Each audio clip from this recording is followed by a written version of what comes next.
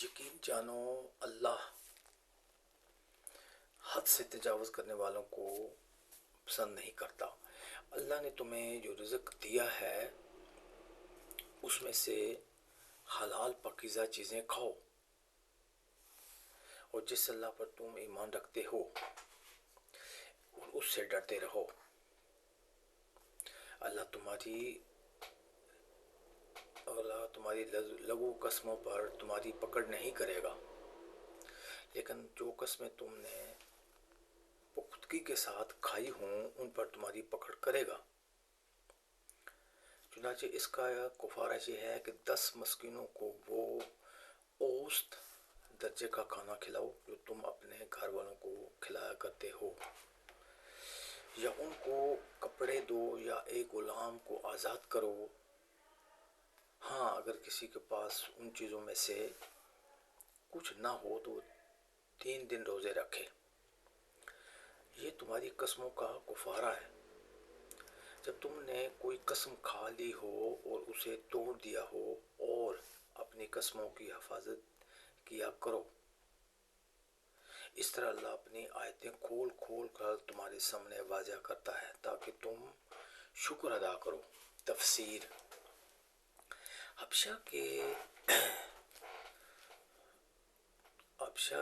حبشہ گئے تو نجاشی نے بھی اسلام قبول کرنے کا اعلان کر دیا۔ ان آیات میں اس واقعے کی طرف اشارہ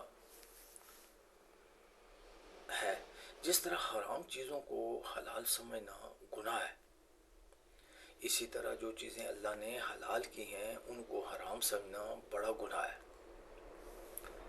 مشرکین مکہ یہودیوں نے ایسی بہت سی چیزوں کو اپنے اوپر حرام کر رکھا تھا جس کی تفصیل انشاءاللہ سورہ الانعام میں آئے گی۔ لغو قسموں سے مراد ایک تو وہ قسم ہیں جو قسم کھانے کے ارادے کے بغیر محض محاورے اور تکیہ کلام کے طور پر کھا لی جاتی ہیں، اور دوسرے وہ قسمیں بھی ہیں لغو کی تاریخ میں داخل ہیں جو ماضی کے کسی واقعے پر سچ سمجھ کر کھائی گئی ہوں، مگر بعد میں معلوم ہوا کہ جس بات کو سچ سمجھا تھا وہ سچ نہیں تھی۔ اس قسم کی قسموں پر نہ کوئی گناہ ہوتا ہے اور نہ کوئی کفارہ واجب ہوتا ہے۔ البتہ بلا ضرورت قسم کھانا کوئی اچھی بات نہیں، اس لیے ایک مسلمان کو اس سے احتیاط کرنی چاہیے۔ اس سے مراد وہ قسم ہے جس میں آئندہ زمانے میں کوئی کام کرنے یا نہ کرنے کا عہد کیا گیا ہو۔ ایسی قسم کو توڑنا عام حالات میں بڑا گناہ ہے، اور اگر کوئی شخص ایسی قسم توڑ دے تو اس کا کفارہ واجب ہے جس کی تفصیل آیت میں بیان فرمائی گئی ہے۔ ایک تیسری قسم وہ ہے جس میں ماضی کے کسی واقعے پر جان بوجھ کر جھوٹ بولا گیا ہو اور مخاطب کو یقین دلانے کے لیے قسم کھا لی گئی ہو۔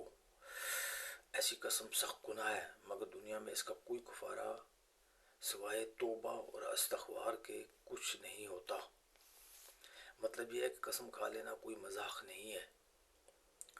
اس لیے اول تو قسمیں کم سے کم کھانی چاہیے، اور اگر کوئی قسم کھا لی ہو تو حتی المکان اسے پورا کرنا ضروری ہے۔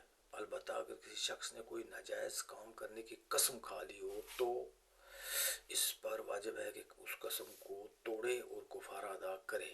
اس طرح اگر کسی جائز کام کی قسم کھائی مگر بعد میں اندازہ ہوا کہ وہ کام مصلحت کے خلاف ہے، تب